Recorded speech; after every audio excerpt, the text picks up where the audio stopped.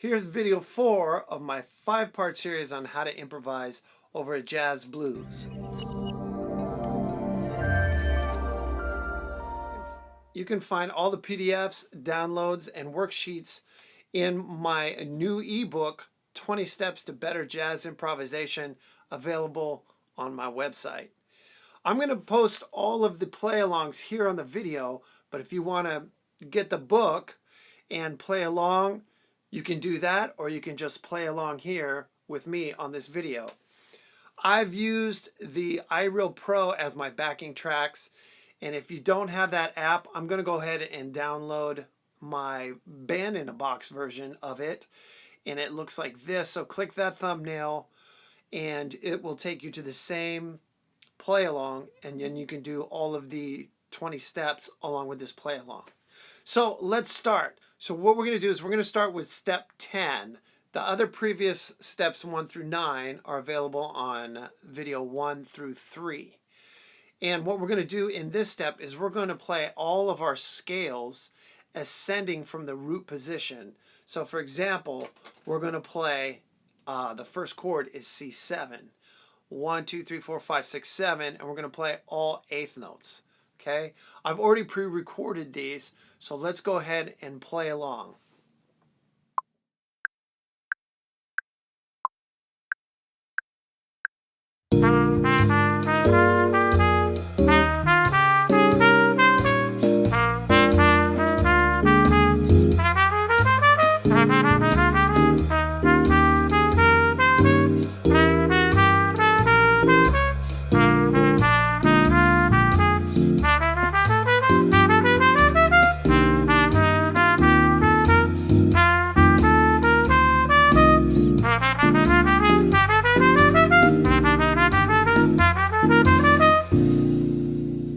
So the reason I'm having you do this is so that you will learn to get away from the root. So the root is the bottom note of each chord, and that's usually how we practice our scales. But what we're going to do here is we're going to practice from the 1, the 3, the 5, and the 7 in ascending order, and then we're going to play them in descending order from the 1, the 7, the 5, and the 3, so that you get comfortable playing and improvising starting on any pitch, usually a chord tone for now. Also notice that we're not using any of the blues scale. And the reason we're doing that is by now you've probably already played over a blues and you've been taught, or maybe you've been experimenting with a blues scale. Well, I think this would be the second step after getting familiar with that blues scale. Now what you're going to do is you're going to try to improvise using the tones of the chord and the scale for each individual chord. All right, now we're going to go on to step 11, where we're going to ascend from the third of each chord.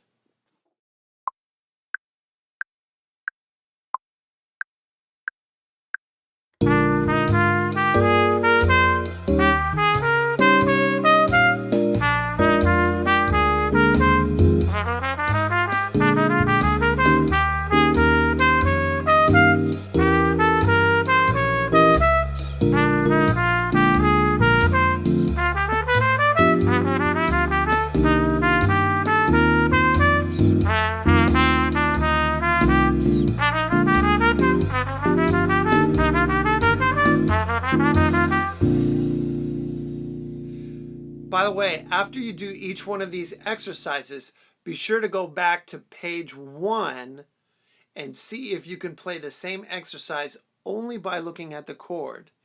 Eventually, what you want to be able to do is be able to memorize those chord changes and play along with the play along from memory. So here's step 12. We're going to start from the 5 of each chord and play the ascending diatonic notes, or notes in the key of that chord.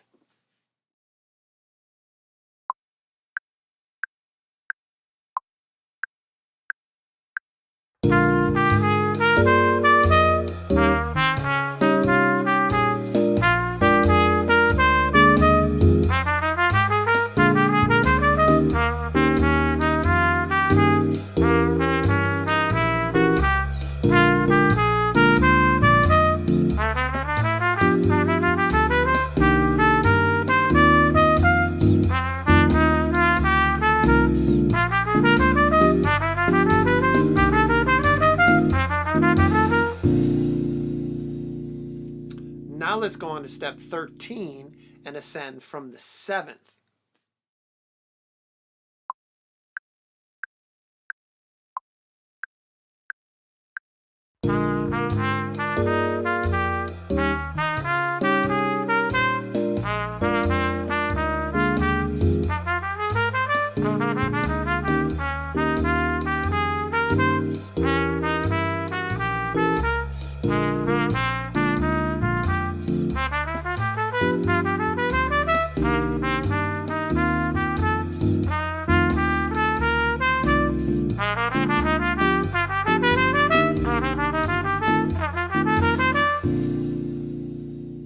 Once again, be sure to go back to page 1 and play along with the chord changes from memory, if at all possible.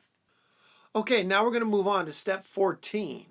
Step 14, you start from the root, but this time, instead of ascending, you're going to descend from the root.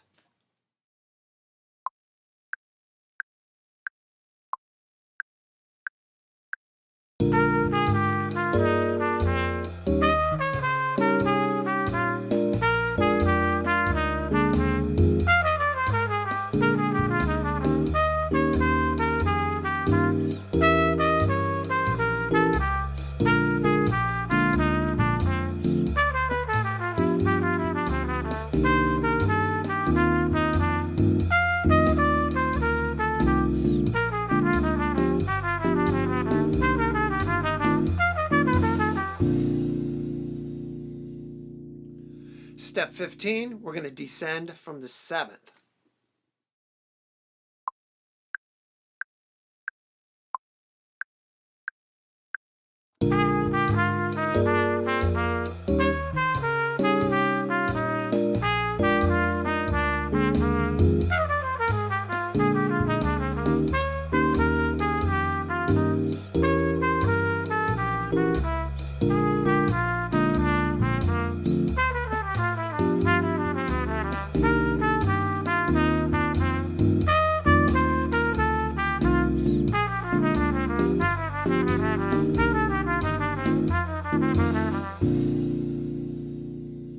Moving on to step 16, we're going to descend from the 5.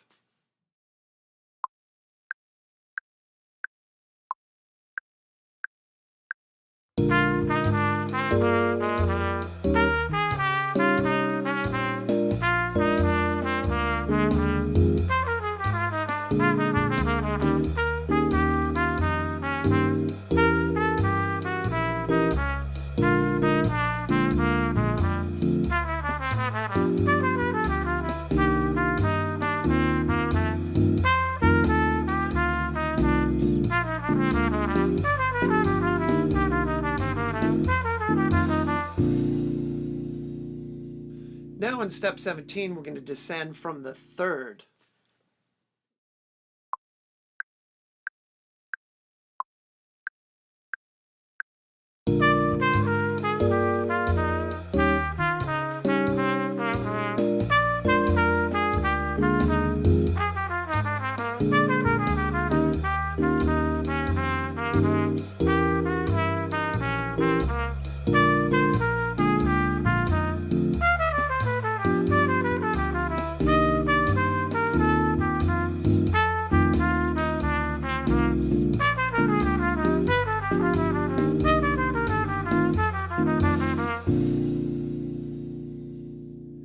Step 18 is an example that I have written using a scale tone exercise where you're going to write out your own scale tone exercise using the PDF from the 20 Steps book.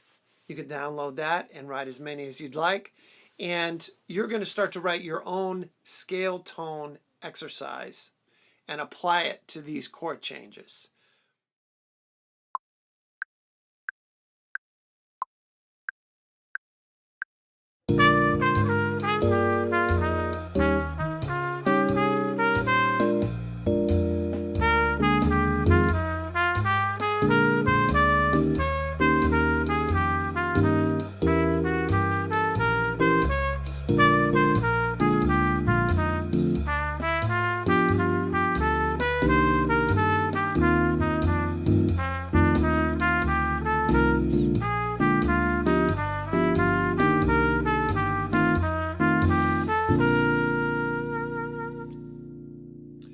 As a side note, you can see that in any place where there are 2 chord changes per bar, I've written in 16th notes. So if these are a little bit too fast for you, generally they're 2-5 progressions. If it's a 5 chord or a letter and a 7, then you can just use that chord and play ascending or descending from the 1, 3, 5, or 7, depending on the exercise. And that will be good enough to get you through that chord. So you're just going to, for now, you're just going to not pay attention to the 2 chord. Now, 2 from the end, there is a bar that has 2 dominant chords in it back to back. So what you're going to have to do is you're going to have to play those 16th notes. But in the other places where there are 2 5 chords, just pick the 5 chord and play them in 8th notes. So in the book, I have step 19 as you doing a lot of different examples of your own versions of these scale tone exercises. So we're going to call that step 19. So what I would suggest is to write out your own scale tone exercise and start from different chord tones from each chord, and then your solo will sound completely different. Plus, by writing it out, you will get more familiar with those scales and the sounds of those scales as you play through them.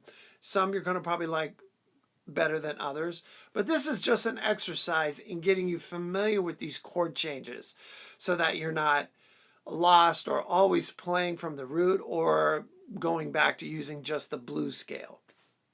In the next video, we're going to put the chords and the scales together to formulate your own solos. So if you haven't done so already, please subscribe. Go to my website, jefflewistrumpet.com, and you can purchase the ebook, 20 Steps to Better Jazz Improvisation. And if you'd like, subscribe to my email list and get 11 Scales for Jazz Improvisation. This book is free when you subscribe on my website at jefflewistrumpet.com. I hope you find this helpful, and I hope it gets you getting away from that always starting your solos on the root. And we will catch you in the next tutorial, which is going to be the final video 5, where we're going to put everything together.